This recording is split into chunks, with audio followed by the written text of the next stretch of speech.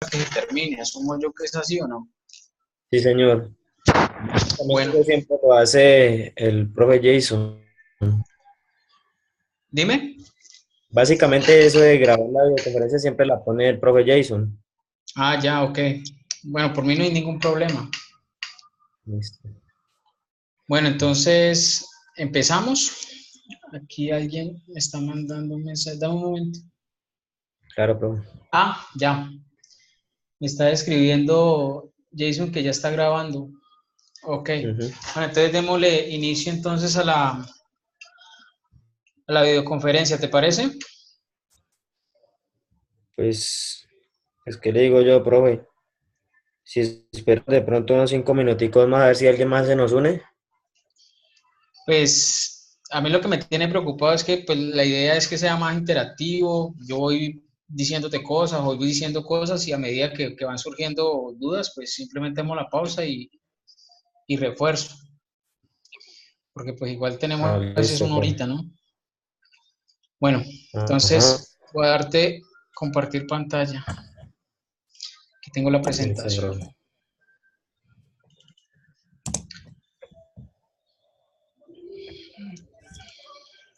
En este momento estás viendo la presentación en PowerPoint. Sí, señor. Bueno, empecemos pues en forma. El día de hoy la idea es hacer un refuerzo sobre un temario que ustedes ya tienen una información previa de la misma, igual como te había comentado, mandé un documento en PDF que tiene como título Modelos explicativos de aprendizaje motor, que es un documento en PDF de 23 páginas, es bastante corto. Se llama Modelos explicativos de aprendizaje motor, es un documento realizado por la Universidad de Las Palmas de Gran Canaria, realizado en el 2005 y básicamente lo que condensa es como la estructura que hay para poder hablar de los diferentes modelos de aprendizaje motor que hay hasta la fecha y del cual pues actualmente nos sirve de base para poder apoyarnos dentro de una estructura teórica. Entonces, esta presentación contempla básicamente dos momentos. Cuando hablamos de modelos explicativos de aprendizaje motor, vamos a hacer referencia primero a los antecedentes históricos de qué es el aprendizaje motor y cuáles son los principales modelos explicativos de dicho aprendizaje, iniciando con saber qué es, en primera instancia, aprendizaje motor. Listo. Entonces, partiendo de qué es el aprendizaje motor, hacemos referencia al proceso de adquisición de nuevas formas de actuación mediante el movimiento, que incluye actividades físicas y deportivas. Hay algo interesante en este punto y es que el autor Rives describe que si comparamos el proceso de actividad motora deportiva con un ejercicio matemático, este sigue el mismo proceso significativo.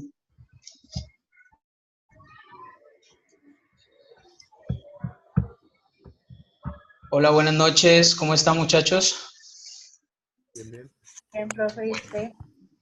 Súper, le está comentando a Luis que pues básicamente estamos haciendo pues una estructura de resumen sobre los modelos explicativos de aprendizaje motor. Entonces, Sí. bueno, no hemos avanzado nada, prácticamente la fase de presentación. Bueno, volviendo al tema, entonces hablemos entonces de los antecedentes históricos de aprendizaje motor. Para poder comprender este tema se tiene que partir de la historia, ¿no? Entonces se describe que hay varios momentos dentro de la historia que nos permiten saber qué es el aprendizaje motor y uno de ellos es el siglo XIX, donde se interesa el tema de aprendizaje motor a partir de la adquisición de objetivos de una sociedad preindustrial. ¿Qué entienden ustedes por sociedad preindustrial?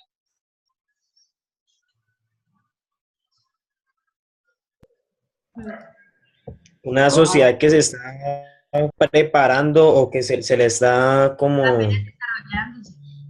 que está desarrollándose de forma, pues lo que es industrial, la forma laboral, Bueno, la...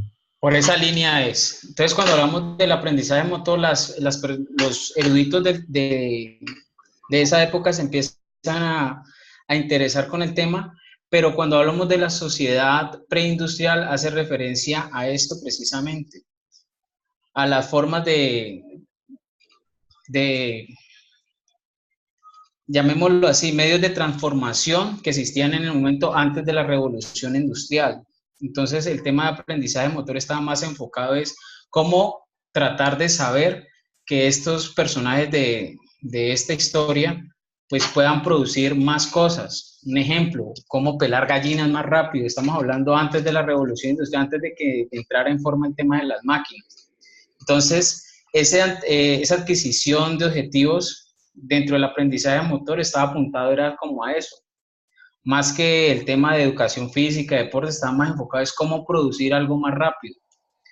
Siguiendo en esa misma línea, llegamos entonces a otro antecedente histórico del aprendizaje motor, que es el siglo XX. Y un elemento que es vital dentro de este antecedente histórico es la Segunda Guerra Mundial. ¿Qué es lo que permitió?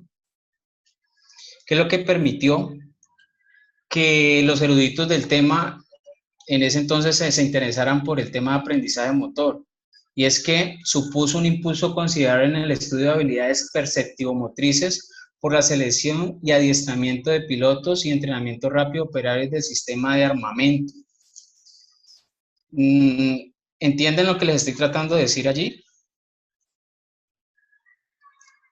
Básicamente, las personas se empezaron a interesar en el tema de aprendizaje motor a partir de la guerra. La guerra fue como un detonante que hizo que las personas se interesaran en conocer sobre el aprendizaje motor. ¿Por qué? Porque les interesaba saber cómo podían enseñarle a los pilotos a, lógicamente, manejar aviones para la guerra, o cómo podían adiestrar a ciertos operarios para que pudieran disparar más rápido. Entonces, ellos vieron una relación entre aprendizaje motor y la enseñanza de ese adiestramiento físico. Es por eso que el tema de aprendizaje motor a través de la historia, pues, tiene esos dos elementos como base. El tema de la sociedad preindustrial y el tema de la Segunda Guerra. Otro elemento que juega un elemento que juega vital importancia dentro de los antecedentes históricos tiene que ver con el tema del surgimiento de las Olimpiadas. En este caso, las Olimpiadas y el deporte de alta competición llevó a algunos investigadores a centrar su interés en las tareas deportivas. ¿Por qué? Pues recordemos que cuando estamos hablando de la Segunda Guerra Mundial es el tema relacionado con Alemania, el tema relacionado con que se buscaba cómo poder destacar físicamente. Entonces eso empezó a generar como el tema de aprendizaje motor que tiene que ver con el tema del rendimiento físico. Y los autores que empezaron a hablar de ese tema entonces fue Carr, fue Layer y fue Singer. Aquí describo pues básicamente las fechas en que aparecen y estos personajes aplican su conocimiento al campo industrial y al contexto de la enseñanza deportiva de la educación física. Bueno, ya entrando en materia y teniendo presente los antecedentes que acabo de mencionar relacionados con la historia del aprendizaje motor, la presentación de hoy se basa en explicarle esto básicamente a ustedes, que es el aprendizaje motor, que han existido los principales a la actualidad. Entonces, los modelos de aprendizaje motor se describen en los que hacen o corresponden con los modelos de aprendizaje motor físicos y biomecánicos, los que hacen parte de modelos de aprendizaje biológico, los que hacen parte de los modelos de aprendizaje psicológico y por último, los modelos de aprendizaje motor que hacen referencia a los dinámicos.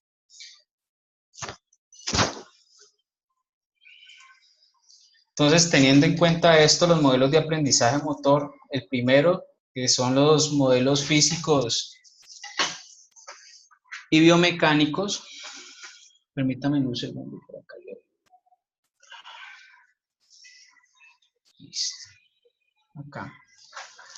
Los modelos físicos y biomecánicos consideran al sujeto formado por un conjunto de articulaciones y segmentos que cumplen leyes que cumplen leyes de la física.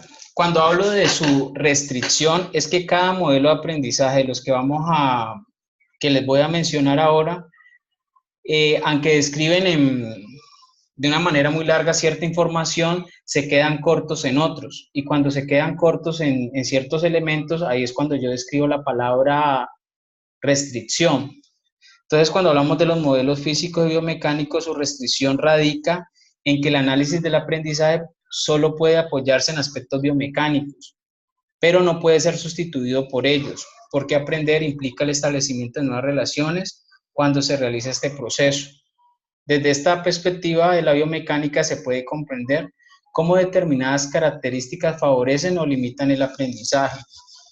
Cuando hablamos de los modelos biomecánicos, aquí hay un ejemplo bastante interesante y es que los modelos biomecánicos se apoyan mucho en la actualidad para saber por qué hay ciertos deportes donde la característica de la estatura juega un elemento vital.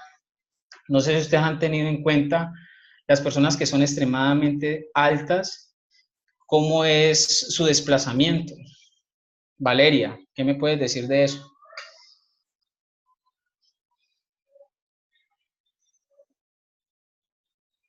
Wilmer.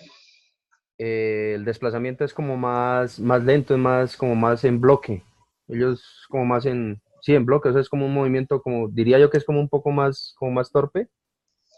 Bueno, digamos lo que podría ser como más torpe. Y Luis, en ese aspecto, ¿qué característica tienen las personas que son extremadamente altas al momento de desplazarse?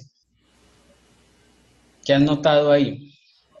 Pues yo noto lo mismo que dice el compañero Wilmer, que pues por lo general son personas que se ven un poco lentas, pero en realidad avanzan más que otras por el largo de sus extremidades. Bueno, entonces, muy bien sus apuntes. Partiendo de esto, el modelo biomecánico describe un ejemplo. Los niños altos tienen más dificultad para aprender a andar debido a la elevación del centro de gravedad. Es por eso que las personas que son extremadamente, bueno, llamemos personas que superan 1,90 m, tienden al momento de desplazarse como a arrastrar los pies y son un poco, no llamemos la palabra torpe, tienen mayores dificultades para hacer un desplazamiento o hacer zigzagueo. Eso tiene que ver con el centro de gravedad que tiene. Es como si imagináramos desde el ombligo al suelo su centro de gravedad. Eso no pasa con el caso de los niños que tienen una talla baja. A veces hay un mito de la educación física y es que las personas de talla baja, que por lo regular tú encuentras en deportes como levantamiento de pesas, halterofilia, describen que por alzar pesas es que se volvieron o se quedaron enanos o bajitos, que describen las personas. Y no es por eso, es una característica física que tienen ellos. Al ser de baja talla, su centro de gravedad está más cerca al suelo y por eso tienen más capacidad al momento de hacer grandes elevaciones de peso. Entonces, el modelo biomecánico nos sirve a nosotros cuando hablamos de aprendizaje motor para apoyarnos en eso, precisamente en la biomecánica, pero no podemos hablar de aprendizaje motor solamente enfocado en la parte biomecánica porque como ya hemos hablado en los encuentros anteriores, cuando hablamos de aprendizaje motor influyen muchos elementos en ellos, que es los factores intrínsecos y los factores extrínsecos, ¿sí o no? Bueno, entonces estos modelos, dime. Que es un mito eso que dicen que pues que no coloquen a hacer pues un ejercicio con peso a los niños porque quedan chiquitos. Es completamente raro. Que no colocar a hacer a los niños ejercicios de qué? Con peso. Es que todo depende.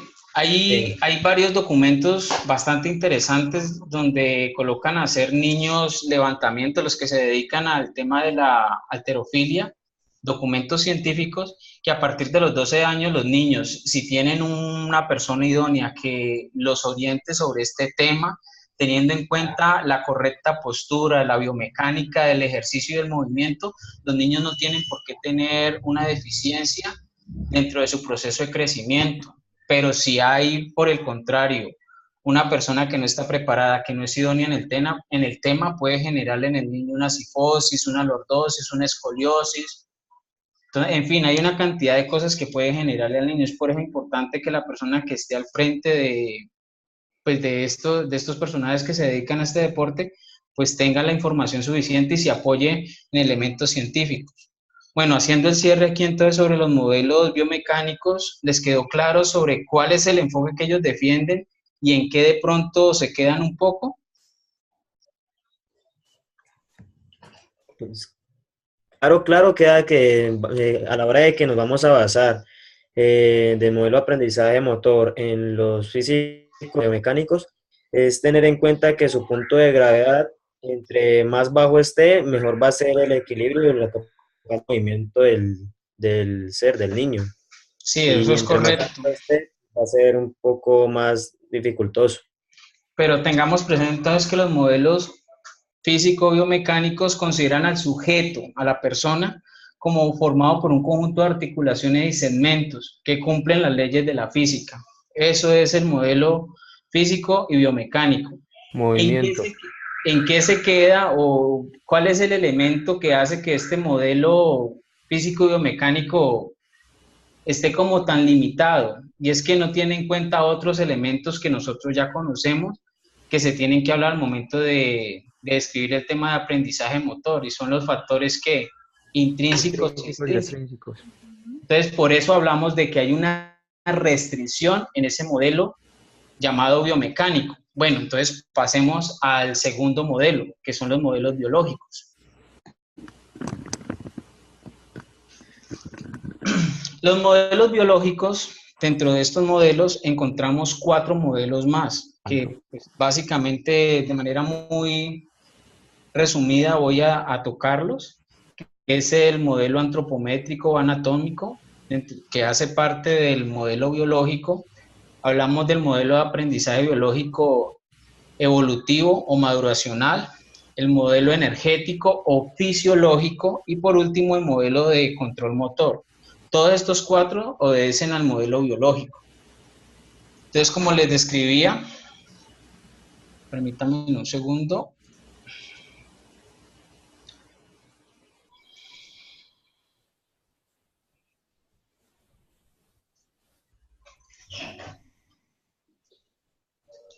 Aquí, permítame un segundo que creo que hay un inconveniente aquí.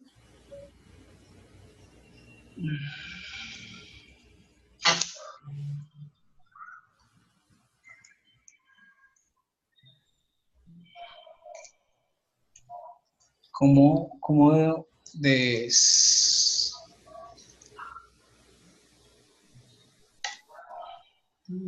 Aquí ya está. Ok. Les describía que los modelos biológicos, pues, se derivan 4 prácticamente, encontramos 4 modelos que hacen parte de él. ¿Y cuál es la característica de estos modelos biológicos? Que se apoyan en información para explicar el aprendizaje desde las corrientes anatómica, funcional y psicofisiológica. ¿Cuál es la restricción o en qué se queda de pronto un poco el modelo biológico? Es que radica en no hablar de los elementos culturales que condicionan las tareas que aprenderá este sujeto y cuándo lo aprenderá, la historia personal del sujeto y el contexto donde desenvuelve. Dime. Nosotros estamos en diapositivas de modelos psicológicos. ¿Y por qué no es que no muestra la...? Y tengo entendido que es el próximo que vemos. No. Biológicos, en este momento están viendo... Modelos Psicológicos. Es que no entiendo por qué se quedó pegado. Permíteme un tico, me salgo de la presentación. ¿Ahora sí están viendo la presentación toda?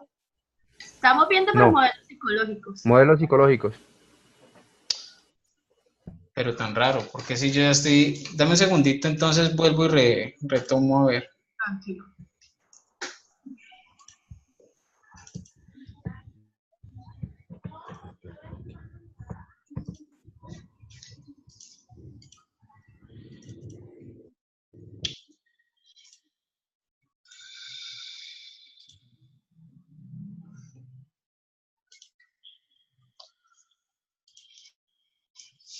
En estos momentos, ¿qué están viendo? Como la presentación. Ya. ¿O sí? Ahí ¿Ya? se está salió, Se salió y está en... Está La lejos presentación de que no antecedentes está. históricos. Ahora ven modelos biológicos. Ahí ven Sí. modelos biológicos. Sí. Listo. Déjame entonces lo organizo. Me está atropellando la tecnología. Listo. Buenas noches, Jorge, ¿cómo estás? Bueno, ahora sí, modelos biológicos. Buenas noches, Jorge. Cuando hablamos de modelos biológicos, retomo otra vez como para coger la línea. Perdón. Digamos que a este pertenecen 4 modelos más que hacen parte de él. Se apoyan en información para explicar el aprendizaje desde las corrientes anatómica, funcional y psicofisiológica. Sin embargo, ¿cuál es la restricción que tiene este modelo fisiológico? Y es que radica en no hablar de los elementos culturales que condicionan las tareas que aprenderá el sujeto y cuándo lo aprenderá, cuando habíamos hablado de los factores extrínsecos. Este modelo biológico, pues normalmente nosotros lo utilizamos muchísimo cuando hacemos investigación y por eso hablamos que pertenece al modelo antropométrico anatómico, que normalmente las personas que se dedican al tema de terapia ocupacional utilizan mucho este modelo, que son los que se utilizan en ergonomía. El segundo modelo son los modelos evolutivos o maduracionales, que describen los cambios corporales o el deterioro del organismo y determinan la ejecución de las tareas. Algo que es interesante de este modelo maduracional es que ya empieza a hablar acerca de las escalas maduracionales, que es algo que nosotros tocamos en el encuentro anterior, ¿se acuerdan? El tercer modelo es el modelo energético o fisiológico, que consideran al hombre como una fuente de energía y al trabajo y a la actividad física como un desgaste energético. Tengan presente esto. Este modelo está asociado al modelo de medicina deportiva y el entrenamiento deportivo con temarios de ciclo, de actividades y descanso. Ustedes, pues, por ahí asumo yo que en sexto semestre, cuando ya empiecen a hablar de prácticas de entrenamiento deportivo, ustedes van a empezar a hablar acerca de macrociclos, mesociclos, sesiones, y esto habla acerca de un modelo de esto, una parte que es importante dentro del modelo de aprendizaje motor es el modelo fisiológico. Y algo que se puede rescatar de este modelo es esto, precisamente, que ya se empieza a hablar de ciclos de actividades de descanso y cómo esto pues influye en el comportamiento del individuo. Por último, dentro de los modelos biológicos encontramos el modelo de control motor, que explica cómo el sistema nervioso central ejecuta acciones y patrones motores coordinados. Representa cómo el ser humano controla el movimiento y utiliza diferentes formas de movimiento para llevar a cabo dichas tareas motoras. Entonces, retomando, los modelos biológicos prácticamente son 4, que es el antropométrico, el evolutivo maduracional, el modelo energético o fisiológico y por último el modelo de control motor. ¿Tienen alguna pregunta hasta ahora? No. Bueno. Listo. Entonces, retomando el tema de modelos de aprendizaje, hablamos de que se dividen en 4. Unos son los físicos y los biomecánicos, otros son los biológicos, otros son los psicológicos y por último están los dinámicos. Nos encontramos en estos momentos describiendo los modelos de aprendizaje biológico. Describíamos que hay 4. Entonces vamos entonces al modelo de aprendizaje relacionado con los psicológicos. Ahí les coloqué en rojito cada modelo como para que no se vayan a perder. Cuando hablamos de modelos psicológicos, describe que todo aprendizaje supone un estímulo que lleva un proceso neurofisiológico que genera una acción. Hasta ahí este modelo es muy interesante. ¿En qué se queda como corto? ¿Cuál es su restricción? Que radica en no tratar los procesos implicados en el aprendizaje motor y cómo estos pueden cambiar con intervención psicoeducativa. Cuando hablamos de intervención psicoeducativa, sabemos que si una persona tiene algún problema dentro del dentro de un proceso de aprendizaje motor, con terapia psicoeducativa se puede corregir. Y este modelo psicológico o estos modelos psicológicos no enfocan o no explican y no tienen en cuenta esta intervención. Entonces, por eso se queda corto. Bueno, entonces les decía que en los modelos psicológicos se describen dos. El primero es el modelo analítico y el segundo es el modelo de autoadaptativa. Cuando hablamos de los modelos analíticos, son los derivados del aprendizaje animal. Derivados del aprendizaje animal y son extrapolados para comprender el aprendizaje motor humano. Eso es algo muy interesante y más adelante lo voy a explicar con un ejemplo, donde se habla de conceptos que aún son vigentes. El segundo modelo relacionado con los modelos psicológicos tiene que ver con el modelo de autoadaptativa, que destaca la capacidad de los sujetos para describir, planificar, regular y evaluar sus acciones motrices. Si yo comparo el modelo autoadaptativo con el modelo analítico, tiene una restricción, y es que este no radica en no tener en cuenta la dimensión afectiva presente en los procesos de adquisición. ¿Quién llegó? ¿El perrito? Por ahí escucho un perrito, no sé. Julián, no, Julianito lo está saludando, excuse me. Ah, don't worry. Bueno,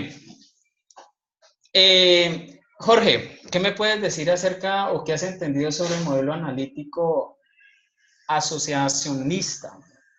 ¿Qué entiendes por eso? Bueno, derivados del aprendizaje animal, pues es como hacer una comparación del comportamiento del ser humano con el animal. Es lo que yo entiendo llevándolo a la socioantropología. Y por ahí ahorita está escuchando algo de Vygotsky, que él hizo referente a un estudio acerca de eso, ¿sí? Pero sin embargo quedé con ese vacío ahí. ¿Qué clase de estudio? ¿Sí? O sea, algo de Vygotsky, que también hace esta comparación del animal con el ser humano. Bueno, ¿qué puedo aportarte relacionado con los modelos psicológicos? En primera instancia, estos modelos fueron más de índole empírico, teniendo en cuenta la visualización de comportamiento de los animales. Es por eso que aquí describe que el modelo analítico son derivados del aprendizaje animal extrapolados para comprender el aprendizaje motor humano. O sea, ellos primero miran cómo es el comportamiento de ciertos animales y cómo estos comportamientos se pueden asimilar al comportamiento humano relacionado con el tema del aprendizaje motor. Hay un ejemplo que tengo más adelante que les puede ampliar un poquitico el panorama.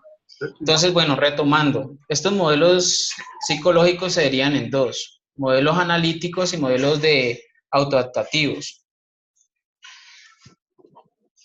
Este modelo analítico, también llamado asociacionista, derivado del aprendizaje motor, tienen grandes aportes que en la actualidad nosotros manejamos como docentes. Y uno de ellos es el tema de la asociación, estímulo-respuesta, fundamentos tácticos del movimiento. Hay un elemento que yo manejo mucho como profesor de educación física y son los procesos de recompensa, los procesos de estimulación, la motivación por parte del profesor son importantes para el alumno. ¿Y esto de dónde sale? De los modelos psicológicos. Cuando hablamos de procesos de recompensa, estimulación, motivación, un ejemplo, ¿cómo podría ser?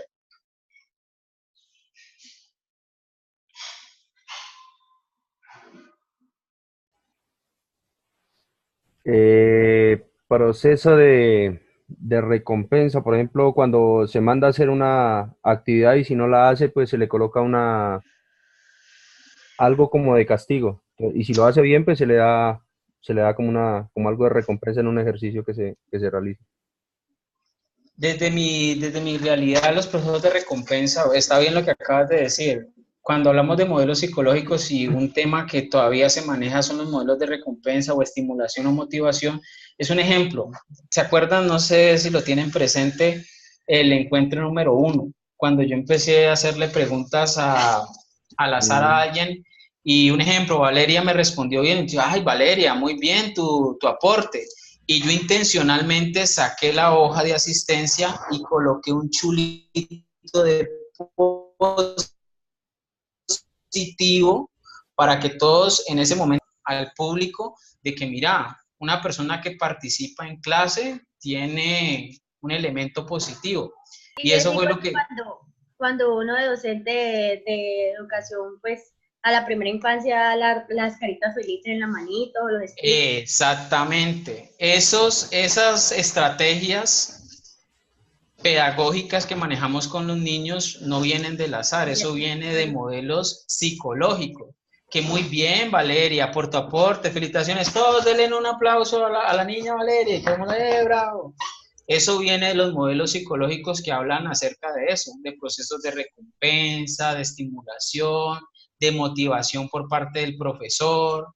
Otro proceso de motivación es cuando la niña está tratando o el niño está tratando de hacer su mayor esfuerzo y se acerca el profesor y en vez de criticarle eso que está haciendo, dice, muy bien por tu esfuerzo. No se enfoca tanto en las cosas negativas, sino en que el niño está dando lo mejor de sí. Otro elemento. Sea un aprendizaje significativo, ¿no? Porque si uno como maestro está recalcándole lo negativo a un niño, ¿para qué estamos? Pues ahí es uno de los factores negativos que tiene un docente cuando le faltan estrategias pedagógicas. Y eso ustedes cuando analicen el tema de alto rendimiento lo van a encontrar. Bueno, más adelante lo hablaremos con otros autores, como Domingo Blázquez. Bacanísimo, habla de estrategias pedagógicas muy interesantes. Bueno, para finalizar entonces aquí el modelo psicológico, hay varios elementos que se apoyan en él y que todavía son relevantes. Y los principales aportes de los autores está Pavlov, Skinner y Rivera. Volviendo al tema de estos autores, un ejemplo de estos modelos psicológicos cuando hablábamos de que son extrapolados del aprendizaje animal es el ejemplo que les traigo. Y es el modelo analítico que el autor Pavlov describe, y es el reflejo condicionado. Respuesta, ajá. ¿Alguien tiene información sobre este ejemplo? Yo tenía el del ratón, creo que sí, del perro, sí, de que salivaba apenas sonaba una campana y ya tenía entendido que le iban a dar la comida. Exactamente. Uno de los aportes que hace Pavlov es el tema del experimento del reflejo condicionado, y describe básicamente eso, que él empezó haciendo la observación de los animales, describió que a un perro cuando le mostraban la comida él empezaba a salivar. Entonces él se pensó, si yo condiciono entregarle ese alimento a ese animal a través de un sonido, es factible que ese sonido el animal lo asocie a que se le va a entregar comida. Entonces aquí están las 4 etapas que hace Pavlov dentro de este modelo analítico, y es el reflejo condicionado, describiendo que el ser humano en algunos momentos también, de una manera muy rudimentaria, también nosotros... Estamos condicionados, ¿sí? Como la campana en las escuelas. Exacto, muy bien. Eso cambia de hora. Exactamente, y cuando uno ya le empieza a dar la alegría faltando 5 para las 12:30 cuando éramos del bachillerato. Me acuerdo que un profesor en la universidad nos habló acerca del reflejo condicionado y nos hizo el siguiente experimento. No sé si lo quieran hacer ustedes. Y era, cierren sus ojitos. Le va mal con los experimentos. Sí, no, pues este es sencillito. Era, cierren sus ojitos e imaginen que en estos momentos le van a entregar la comida que ustedes más desean. En mi caso, una super hamburguesa con bastante salsa de ajo, bastante mostaza. Aquí se lo imagina. Entonces, ya cuando uno empieza a imaginar que esa comida ya va a llegar, ¿qué empieza en la boca? ¿Se le hace qué? A salivarse, se empieza a salivar. Las amilazas, las enzimas que uno tiene en la boca se empiezan como a preparar. Entonces, eso es un reflejo condicionado. Y dentro de los modelos psicológicos todavía se maneja. Y hay muchos reflejos condicionados dentro de los modelos psicológicos que todavía están. Bueno, seguimos entonces. Dentro de estos modelos psicológicos está el segundo modelo, que es el modelo autoadaptativo o cognitivo. Aquí destacan la capacidad de los sujetos para descubrir, planificar, regular, evaluar sus acciones motrices. Es muy interesante este tema. Pero ¿en qué se queda corto este modelo cognitivo? Radica en no tener en cuenta la dimensión afectiva presente en los procesos de adquisición. Se habla de los diferentes modelos adscritos a él. No voy a entrar en detalle porque son muchísimos. Cuando dentro de esta presentación describo cada uno de estos autores, es que cuando hablamos de los modelos psicológicos, hablando del modelo cognitivo, varios autores están de acuerdo con este modelo y empiezan a trabajar sobre él para crear sus propias teorías. Y desde ahí se desprende el modelo cibernético, que habla acerca de la retroalimentación en la información, que es un elemento fundamental dentro de los modelos de aprendizaje motor. Y a partir de este modelo cibernético, otros autores empiezan a hacer sus propios aportes. Entonces hablamos del autor Adam, que en 1971 habla de un elemento que yo estoy de acuerdo, que él dice que para que haya conocimiento, hablando del aprendizaje motor, primero tiene que haber una fase verbal, después una fase motriz, después va a haber una huella en la memoria para que la persona que va a ejecutar el movimiento tenga una huella perceptiva. Entonces es lo que normalmente hacemos nosotros como pues, las personas que han tenido la oportunidad de ser entrenadores en algún deporte. Tú quieres que el niño haga bien un lanzamiento, que haga un doble ritmo para ingresar a la cancha de baloncesto y meter el balón, ¿sí o no? Tú utilizas primero una fase verbal, le explicas al niño en qué consiste ese gesto, ¿sí o no? Vamos a la fase verbal, después vamos a la fase motriz, el niño lo ejecuta. Lo puede ejecutar mal o lo puede ejecutar bien, pero él necesita de una fase motriz, necesita practicar muchas veces. ¿Para qué? Para que haya una huella de memoria. Y esa huella perceptiva es lo que nosotros como docentes le escribimos al alumno cuando lo hace bien. De las 10 veces que realizó el movimiento, 3 o 4 lo hizo bien y sobre esos 3 o 4 tenemos que enfocarnos para que el niño tenga una huella perceptiva correcta del gesto técnico. Por último, quiero destacar dentro de estos modelos psicológicos el modelo circular autorregulador de Grosser, que es algo que es la razón de ser y lo que describió Valeria ahorita, que es donde el profesor evalúa los resultados, orienta y corrige los errores, que eso todavía se maneja.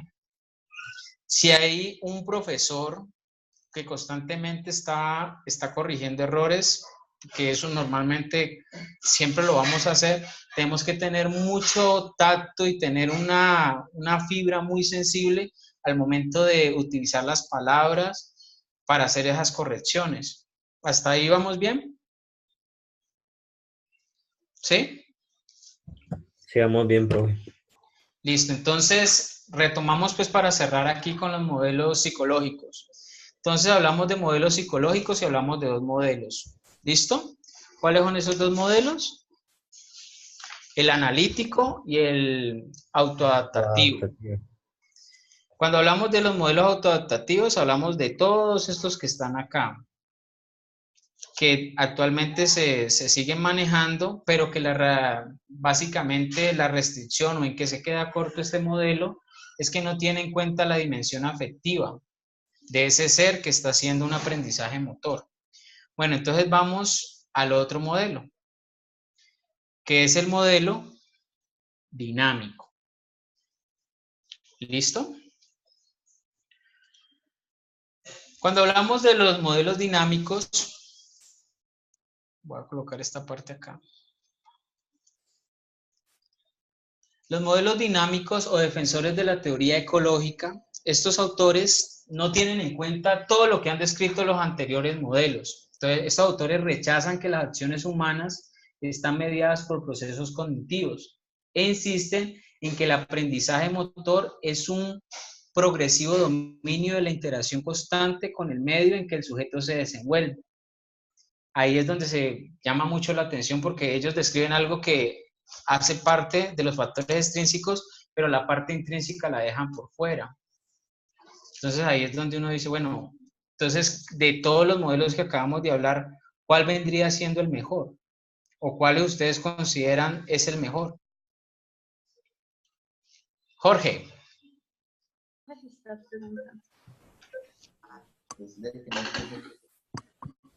Pues como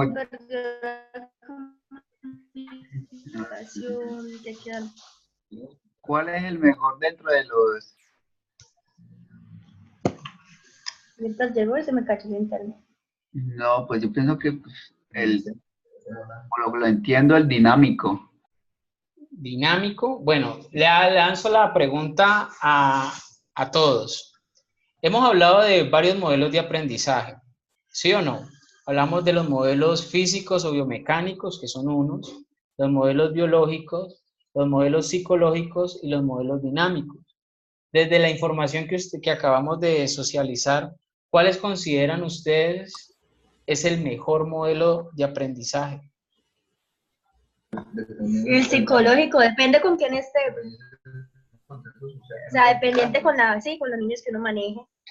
Depende con los niños que uno maneje, escribe Valeria. ¿Qué opina el señor Luis? Yo opino que también el modelo psicológico, pero el adaptativo, El que es adaptativo. el ¿Y que más por qué? comprende, Condicionamiento porque yo claro. pienso que es el que más comprende las diferentes dimensiones del sujeto, en sus dimensiones cognitivas. Bueno, y los compañeros que están con Valeria. Yo respondí. Yo creo que pues yo llegué tarde, entonces alcancé a escuchar el de los psicológicos y un poquito el dinámico porque se está cortando acá el internet. Pero yo creo que es dependiendo el contexto a quien se le va a enseñar. Entonces, también debería ir, dependiendo pues si los estudiantes necesitan pues más premios o castigos para llegar pues al objetivo de enseñanza. Bueno, Claro que dime. el psicológico se tiene que ver en todas las etapas, ¿no? Porque por más de que usted trabaje con gente adulta, ellos necesitan un estímulo, algo que como que lo motive a hacer lo que deberían hacer. Correcto. De manera Pero hablando de cuál es la intención de esta videoconferencia, de que ustedes como estudiantes tengan la mayor cantidad de información relacionados de que cuando hablamos de aprendizaje motor, estos han surgido a través de la retroalimentación de varios autores y cada autor de una manera u otra hace parte de una corriente. Unos obedecen a los modelos de aprendizaje que hablan desde la física y la biomecánica, otros hablan desde del modelo de aprendizaje biológico, otros desde el psicológico y por último otros desde los dinámicos. No hay ningún modelo de aprendizaje que sea mejor que el otro. Por eso si ustedes tienen en cuenta esta presentación, cada uno, cuando yo les estaba describiendo, decía su restricción radica en, ¿de acuerdo? Pero se pueden, profe, combinar uno con otro, por ejemplo, los físicos y biomecánicos con los psicológicos. Claro, en la actualidad nosotros, los modelos de aprendizaje que nosotros manejamos obedecen a cada uno de estos. O sea, es el conglomerado de cada uno de estos cuatro. Ya. Sino que hay que tenerlos presentes en estos momentos. Pero es importante que ustedes tengan claridad sobre de dónde se separa el autor para hablar de estos cuatro. Bueno, ya vamos finalizando y es importante entonces tener claridad sobre los modelos aplicados ya a nuestro quehacer docente, que es el tema de los modelos aplicados a la enseñanza de habilidades motoras o deportivas. Hay muchos autores, ¿listo? Pero pues autores para rescatar es el modelo de trabajo de Gentile y el modelo de Materniuk y uno que ustedes tienen que tener presente porque estoy mirando las preguntas que le van a hacer en el crucigrama, es el modelo de Kerr. ¿Listo? Entonces voy a leer textualmente en qué consiste estos tres y simplemente doy información adicional, ¿vale? Bueno, hagamos esto acá.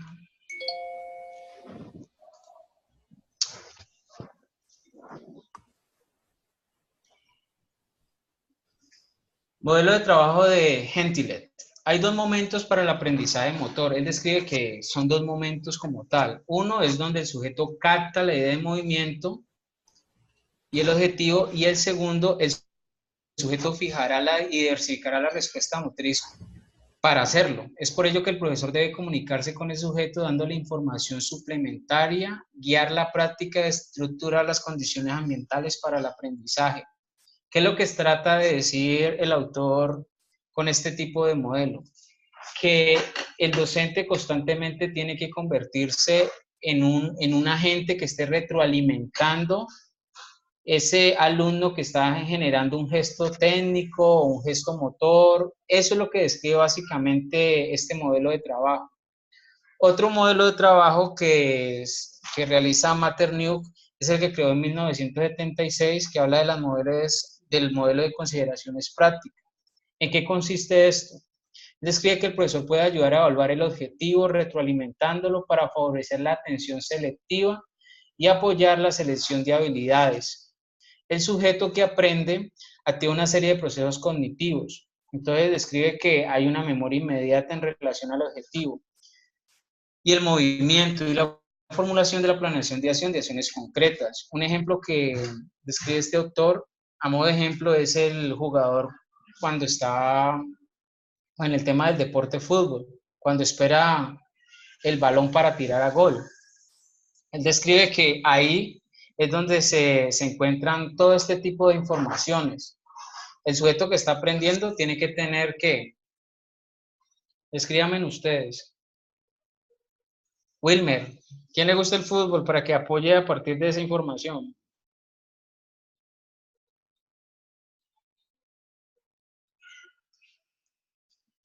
Todos a la vez, no. Hola, Volvería a hacer la pregunta. Qué pena. Es que me escucha entrecortado.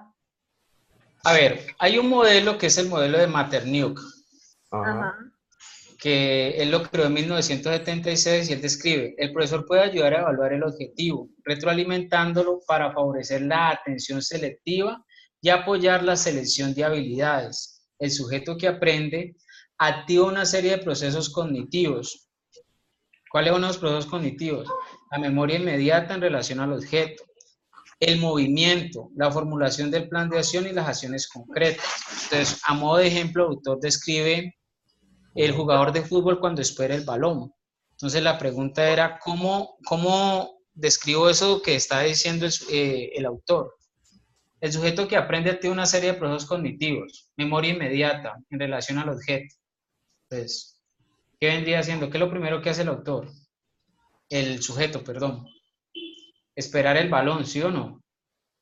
Entonces ahí está. Ya tiene, o sea, ya tiene un objetivo que es esperar el balón. ¿Y ¿sí? ya quién lo va a entregar o qué va a hacer con él? Exactamente. Ella tiene que tener una memoria inmediata en relación a ese objetivo. ¿Qué va a hacer con ese balón?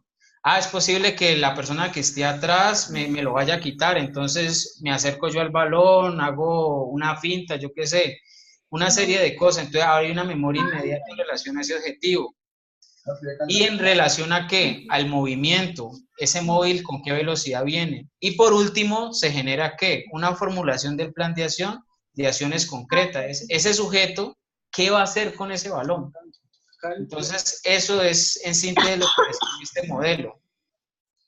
Por último... Eso es algo que, profe, eso es algo que él ya tiene mentalmente, ya lo tiene ahí, que antes de llegar el balón, él ya está planificando qué es lo que tiene que hacer. ¿Sí? Es instintivo. O sea, ¿qué es lo que trata de explicar Materniuk con su modelo? Él explica todos los procesos que hace una persona cuando está haciendo un gesto técnico. Entonces describe que ese gesto técnico es una cantidad de elementos que están en engranaje. La memoria inmediata en relación al objeto, el movimiento y la formulación del plan de acción, de acciones concretas de qué es lo que él va a hacer con eso. Y él dice que cada deporte es diferente. Una cosa es, en el caso del fútbol, que es muy complejo, y otra cosa muy diferente es una persona que va a hacer un salto alto, donde no hay un móvil que uno tiene que esperar, sino que ahí hay algo que simplemente hay que saltar pero ese móvil o eso que está allí está quieto. Entonces no es tan complejo esa memoria inmediata en relación a ese objeto. ¿Sí me hago entender allí? Bueno, por último, dentro de los modelos aplicados a la enseñanza de habilidades motoras y deportivas, encontramos el modelo de aprendizaje de Kerr, que es el que le decía que hay una pregunta relacionada dentro del crucigrama, y es que este señor integra los dos modelos anteriores, el de Gentiblet y el de Maternew, y describe la importancia del profesor en la programación de una variedad de tareas en función del objeto, de los movimientos involucrados y de las relaciones que ha de establecer. Aquí hay un elemento importante. El autor destaca la importancia de relacionar al aprendiz con el medio, no considerándolo como un simple ejecutante.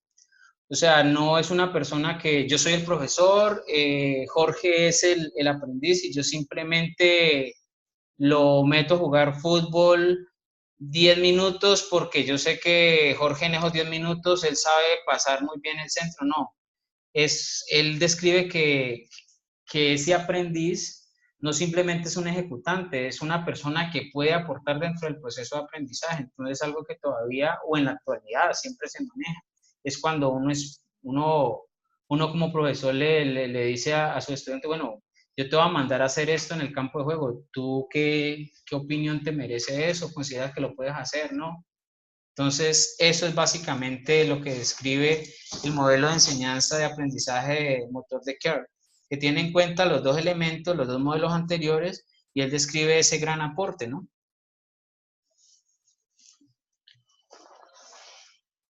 Bueno, aquí ya para hacerle cierre nos quedan 5 minuticos. Entonces, las conclusiones de esta presentación radican en lo siguiente.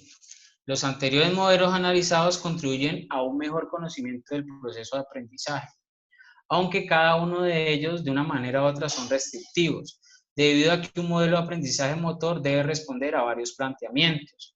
Y eso fue lo que yo les hice a modo de pregunta a ustedes.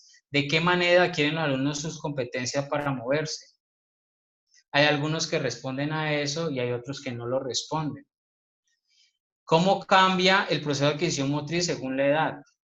Si tenemos en cuenta la información que les acabo de describir a ustedes, solo uno habla acerca de escalas de maduración, ¿se acuerdan?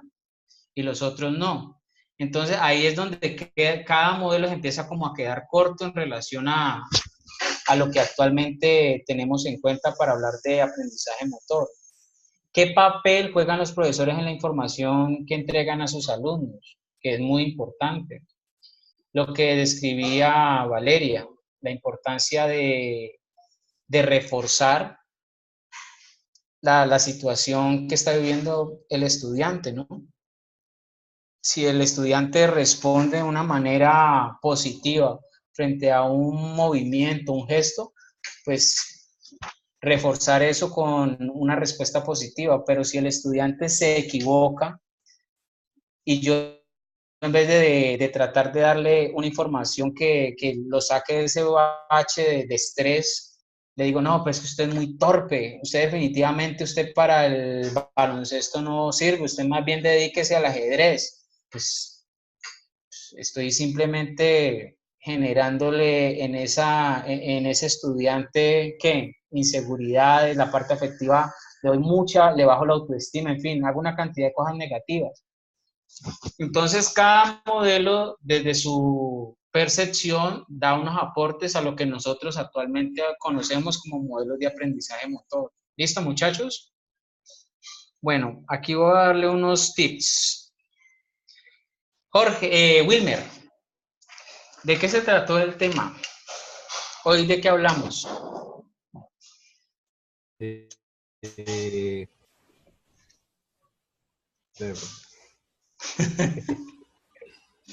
Recuerden que ustedes ahorita se termina esto en 3 minuticos y ustedes tienen 3 horas para responder 10 preguntas del crucigrama, si es que ya no lo han hecho, porque hay varios que me dijeron que ya lo habían hecho. No sé cómo, pero lo hicieron. Con documentos, para eso uno informa antes de hacer todo eso. Usted pues ve el título y busca información y ahí. Es que yo me imaginé que eso es... Aprendizaje motor, antecedentes. Aspectos del aprendizaje motor. Entonces hablamos de los aprendizajes motores que hay, ¿sí o no? Listo. Físicos, biológicos, Cuando yo psicológicos. hablo de controlar el movimiento en el ser humano, hago referencia a que la persona debe tener ¿qué, Luis? ¿Cómo? Discúlpame. Cuando yo hablo de controlar el movimiento en el ser humano, hago referencia a que la persona debe tener muy buen ¿qué? Centro de gravedad. La biomecánica, tener en cuenta la biomecánica, Aquí se lo resalté. control motor. Ay, se desapareció, puso en negro la pantalla. Sí. ¿Ya?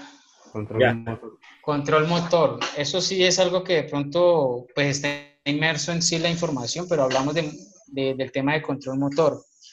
Quiero que para responder el crucigrama analicen la base de cada modelo, que la pregunta desde la 3 a la 7 les da una serie de tips relacionados con estos modelos, ¿no?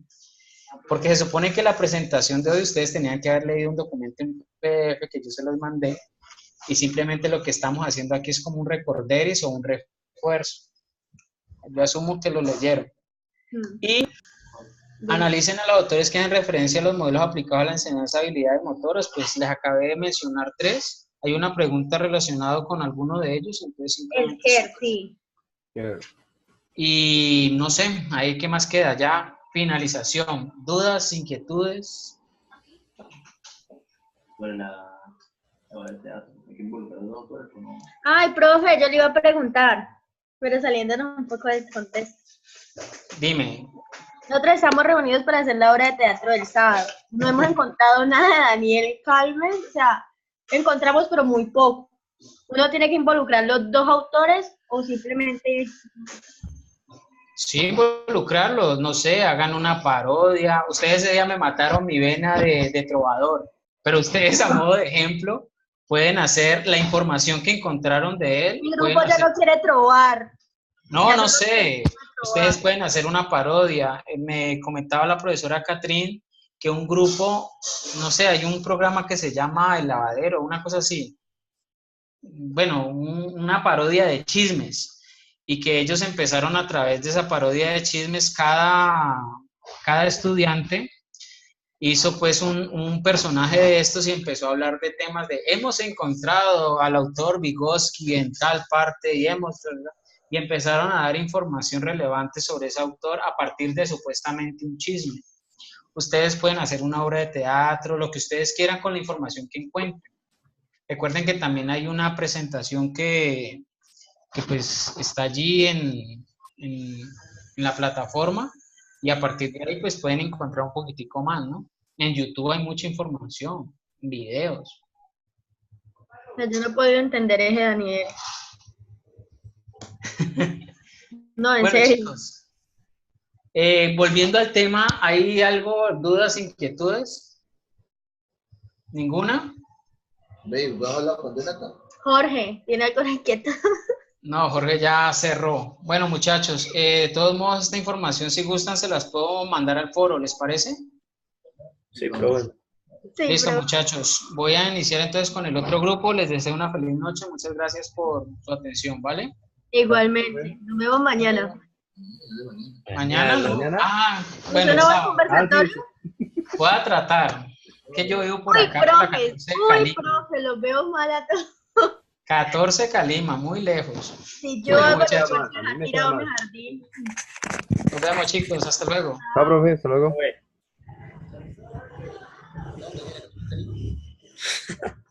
Yo no puedo llegar allá. Eso no es en la 14, es allá en la CSU, en el No. teatrino. Peor todavía.